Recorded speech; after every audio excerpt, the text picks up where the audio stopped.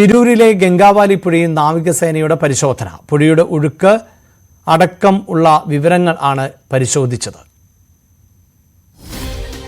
KV Baiju ചേരുന്നുണ്ട്. ബൈജു, അർജുനായുള്ള തെരച്ചിൽ പുനരാരംഭിക്കും എന്ന റിപ്പോർട്ടുകൾ ഉണ്ടായിരുന്നു. അർജുന്റെ കുടുംബം വലിയ പ്രതിഷേധത്തിലുമാണ്. ഈ സാഹചര്യത്തിൽ പരിശോധന സാധ്യമാണോ എന്ന കാര്യമാണോ ഇന്ന് അന്വേഷിച്ചത്?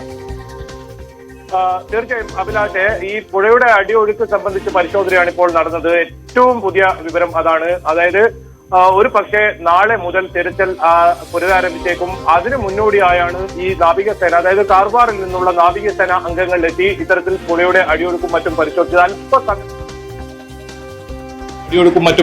അല്പസമയം മുമ്പാണ് ഈ സംഘം മടങ്ങിയത്. എന്തായാലും നാളെ തിരച്ചിൽ പുനരാരംഭിക്കാനുള്ള ഒരു സാധ്യതയുണ്ട്. അത്തരത്തിലുള്ള ഒരു സൂചനകളാണ് നമുക്കിപ്പോൾ പുറത്തു വരുന്നത്. ഇതിനിടയിൽ ഈ കർണാടക ഹൈക്കോടതിയിൽ ഇത് സംബന്ധിച്ച തിരച്ചിൽ പുരോഗതി ഇന്ന് അറിയിക്കണമെന്ന ഒരു ഹർജി ഉണ്ടായിരുന്നു. ആ ഹർജി പരിഗണിക്കുന്നത് പിന്നീട് മാറ്റിവെച്ചിട്ടുണ്ട്. പിന്നീട് ഒരു ദിവസത്തേക്കായിരിക്കും മാറ്റിവെച്ചത്. അതിന് പുതിയ ഡേറ്റ് ഇതുവരെ വന്നില്ല. ഏതായാലും ഇന്ന് ആ ഹർജി പരിഗണിച്ചിട്ടില്ല. അതിനിടയിൽ തന്നെ ഈ കുടുംബത്തിന്റെ വലിയ തോതിലുള്ള സമ്മർദ്ദം കർണാടക സർക്കാരിന് മുന്നിൽ ഉണ്ടായിട്ടുണ്ട്. അതായത് പ്രധാനമായും ജിതിൻ ഉൾപ്പെടെ വ്യക്തമാക്കിയിരുന്നത് നാളെ തിരച്ചിൽ ആരംഭിച്ചില്ലെങ്കിൽ അർജുന്റെ ഭാര്യ ഉൾപ്പെടെയുള്ള കുടുംബാംഗങ്ങൾ ശിരൂരിലെത്തി പ്രതിഷേധിക്കുമെന്നാണ്. അതുകൊണ്ട് തന്നെ ഇപ്പോൾ വളരെ വേഗത്തിൽ ഈ തിരച്ചിലേക്ക് പോകാൻ കർണാടക നീക്കം തുടങ്ങിയെന്നാണ് നമുക്ക് മനസ്സിലാക്കാൻ സാധിക്കുന്നത്. അതിനു മുന്നോടിയായാണ് ഇത്തരത്തിൽ നാവികസേനാ അംഗങ്ങൾ വന്ന് ഈ പുഴയുടെ നീരൊഴുക്കൊക്കെ പരിശോധിച്ച്. ഏതായാലും നമുക്ക് മനസ്സിലാക്കാൻ സാധിക്കുന്നത് പുഴയുടെ നീരൊഴുക്ക് കുറഞ്ഞിട്ടുണ്ട്, തിരച്ചിൽ സാധ്യമാണ്. അതുകൊണ്ട് തന്നെ ഒരുപക്ഷെ ഈശ്വർ മൽപ്പെ ഉൾപ്പെടെ ഉള്ള സംഘം